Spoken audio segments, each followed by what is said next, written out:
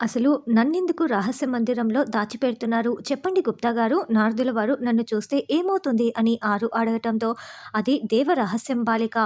అయినను ఇచ్చటికి నారదుల వారు ఏమీ రావటం లేదు. నేను అలా మా ప్రభువుల వారిని భయపెట్టి నిన్ను భూలోకంనకి పంపిద్దామని ప్రయత్నించుచున్నాను. అంతేనని గుప్తా గారు అంటారు. అవునా గుప్తా గారు? ఇలాగే ఏదో ఒకటి చేసి నన్ను కిందికి పంపించేసేయండి. మా చెల్లి బాగి డెలివరీ అయిన తర్వాత నేను ఇక్కడికి వచ్చేస్తాను అని ఆరు అంటే, నేను కూడా ప్రయత్నిస్తున్నాను బాలిక, కానీ కుదిరేలా లేదు అని గుప్తా గారు అంటారు. అమర్ రెడీ అయిపోయి, బాగి నేను ఆఫీస్కి వెళ్ళొస్తాను. యాదమ్మ మేడంని కంటికి రెప్పలా చూసుకోవాలి అని అమర్ అంటే, మీరేమీ టెన్షన్ పడకండి సార్, నేను మేడంని చాలా బాగా చూసుకుంటానని యాదమ్మ చెప్తుంది. కంటికి రెప్పలా అసలు ఏ అవసరం వచ్చినా నువ్వే చూసుకోవాలి యాదమ్మ, జాగ్రత్త అని రాథోడ్ అంటే, పొట్టను పెట్టుకోవటానికే వచ్చింది ఈ చెంబ, మీకు అర్థం కాదులే అని మనోహరి మనసులో చాలా సంతోషపడుతూ ఉంటుంది. అమర్ కార్ దగ్గరికి వచ్చి ఆలోచిస్తూ ఉంటాడు.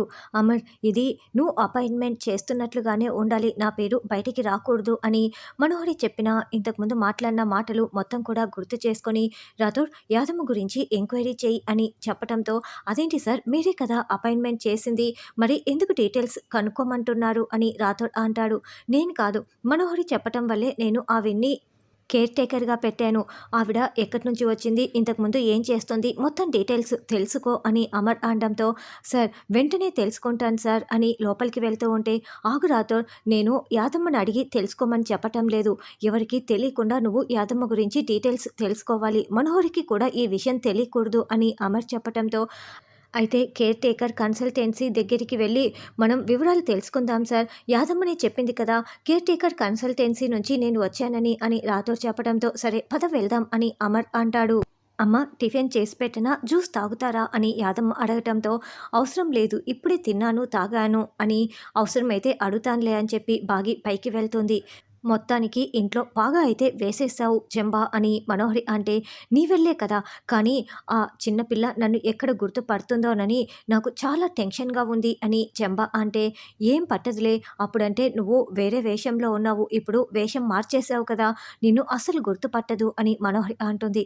కానీ ఆ పిల్ల నన్ను కొట్టిన కొట్టుడు ఇంకా గుర్తుకు ఉంది నాకు అని చెంబా టెన్షన్ పడుతూ ఉంటుంది. ఆ చిన్న పిల్లే కాదు, ఎవరు కూడా నిన్ను గుర్తుపట్టరు. ఇప్పుడు ఆ బాగిని కూడా అరుంధతి దగ్గరికే పంపించేసేయాలి, నా పగ తీరాలి అని మనోహరి అంటే, ఆ ఆత్మపై నేను పగ తీర్చుకోలేకపోయాను, ఇప్పుడు దీన్ని చంపి నేను పగ తీర్చుకుంటాను అని చెంబా చెప్తుంది. సరే, ఎప్పుడు ఏం చేయాలన్నది నేను చెప్తాను, నువ్వు రెడీగా ఉండు అని మనోహరి చెప్తుంది. బాగి బెడ్రూమ్లోకి వెళ్ళి ఆరు ఫోటోని తుడుస్తూ, అక్క, నువ్వు ఖచ్చితంగా నా కడుపున నా కూతురుగా పుడతావు కదా, నీతో నాకు ఏ జ్ఞాపకాలు లేవక్క, నువ్వు నా కూతురుగా పుడితే ఆ జ్ఞాపకాలన్నింటినీ నేను ఫుల్ఫిల్ చేసుకోవాలక్క, చేసుకోవాలి అని ఆరు ఫోటోని చూసుకుంటూ ఉంటుంది. కొంత దూరం వెళ్ళిన తర్వాత రాథోడ్ కార్ని పక్కన ఆపేసి వెంటనే బాగికి ఫోన్ చేస్తాడు. చెప్పు రాథోడ్ అని బాగి ఫోన్ లిఫ్ట్ చేస్తుంది. మిస్సమ్మ, నీ పక్కన యాదమ్మ లేదు కదా అని రాథోడ్ అడగటంతో, లేదు రాథోడ్, ఏంటి విషయం చెప్పు అని బాగి అంటుంది. చూడు, నువ్వు కొన్ని రోజులు యాదమ్మతో చాలా జాగ్రత్తగా ఉండాలని రాథోడ్ అంటే, అదేంటి, యాదమ్మని తీసుకొచ్చింది ఆయనే కదా, నువ్వెందుకు ఎలా చెప్తున్నావు అని బాగి అంటే, కాదు Missamma, Yadamma care taker consultancy office నుండి వచ్చింది, ఆ మనోహరియే యాదమ్మని పంపించిందని డౌట్గా ఉంది, కాబట్టి కొన్ని రోజులు నువ్వు యాదమ్మతో చాలా జాగ్రత్తగా నడుచుకో, అంత కేరింగ్గా ఉండు అని రాథోడ్ చెప్పటంతో, అవునా, అలాగా, సరే అని బాగి అంటుంది. అప్పుడే యాదమ్మ అమ్మ అమ్మ అని రావటంతో, ఏంటని బాగి అడుగుతూ ఉంటుంది. నేను మార్కెట్కి వెళ్ళి కూరగాయలు తీసుకువస్తానమ్మా అని యాదమ్మ అంటే, నేను కూడా వస్తానని బాగి అంటుంది. అయ్యో, నువ్వు ఒట్టి మనిషివి కూడా కాదు, నేను వెళ్ళి తీసుకువస్తాను కదా, ఎందుకమ్మా మీరు ఇంట్లోనే ఉండండి యాదమ్మ అంటే, నేను ఒట్టి మనిషిని కాదు కాబట్టి అలా వాకింగ్ చేసినట్లు ఉంటుంది, పద ఇంట్లో ఉండి నేనేం చేస్తాను, ఇద్దరం కలిసి వెళ్దామని బాగి చెప్పడంతో ఇద్దరు కిందికి వస్తారు.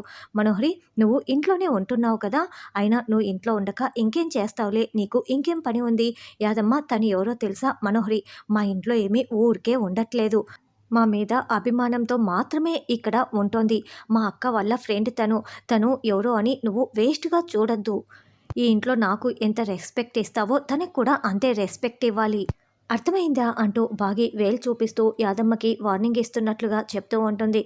అర్థమైందమ్మా అని యాదమ్మ అంటే, ఇప్పుడు తను నా గురించిన వివరాలు అడిగిందా అని మనోహరి అంటుంది.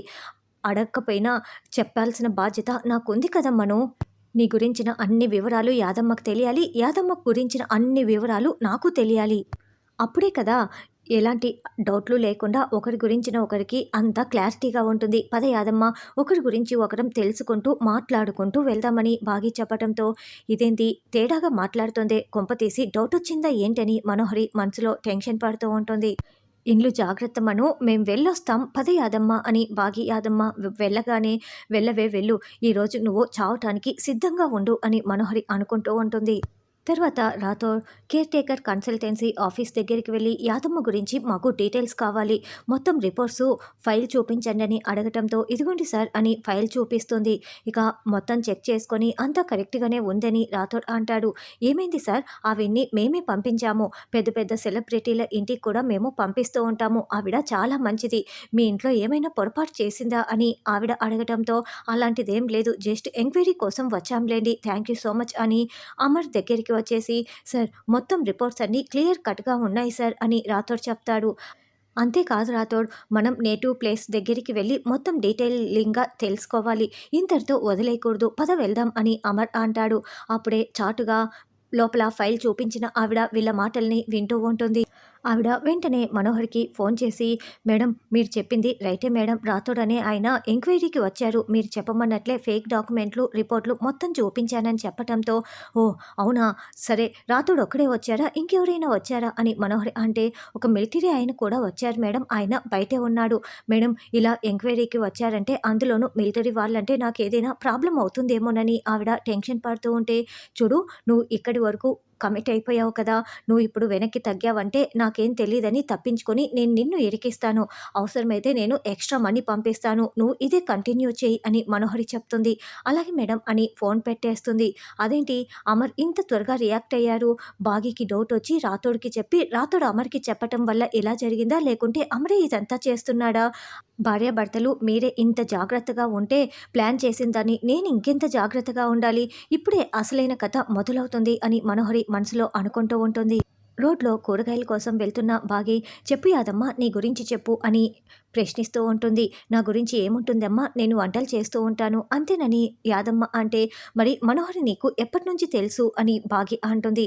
నాకు ఈరోజే తెలుసమ్మా, మనోహరి అమ్మ ఇంతకుముందు తెలీదని తప్పించేసుకుంటుంది.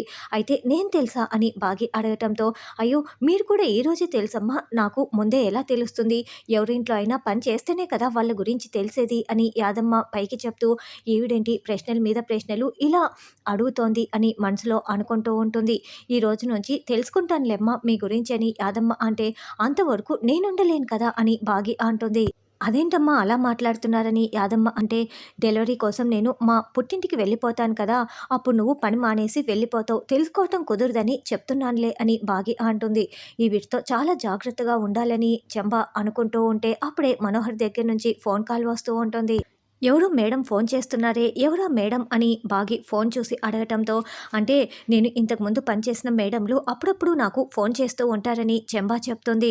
ఓ నువ్వు వాళ్ళకి అంత క్లోజా అని బాగి అడగటంతో, అవును నేను అందరితో బాగా కలిసిపోతాను, అందుకే నాతో మాట్లాడడానికి ఇలా చేస్తూ ఉంటారు అని, సరేలేండి ఫోను ఆగిపోయింది అని ఫోన్ ఎత్తకుండా మేనేజ్ చేస్తూ ఉంటుంది. అయితే మనోహరి మళ్ళీ కాల్ చేయటంతో, మాట్లాడు మాట్లాడు అని బాగి బలవంతం చేస్తుంది. ఆ మేడం ఎలా ఉన్నారు అని చంబ అడగటంతో, ఓ అది నీ పక్కనే ఉందా, చూడు నేను చెప్పేది చాలా జాగ్రత్తగా విండు, నీపై డౌట్ వచ్చింది, అమర్ కేర్ టేకర్ ఆఫీస్కి వెళ్ళి మొత్తం కూడా ఎంక్వైరీ చేశారు అని మనోహరి చెప్పడంతో, అయ్యో అవునా మేడం అని చంబ టెన్షన్ పడుతూ ఉంటే, ఏమైందని బాగి ప్రశ్నిస్తూ ఉంటుంది. ఆ మేడంకి కాలు బెనికిందంట అని చెంబ కవర్ చేసేస్తుంది.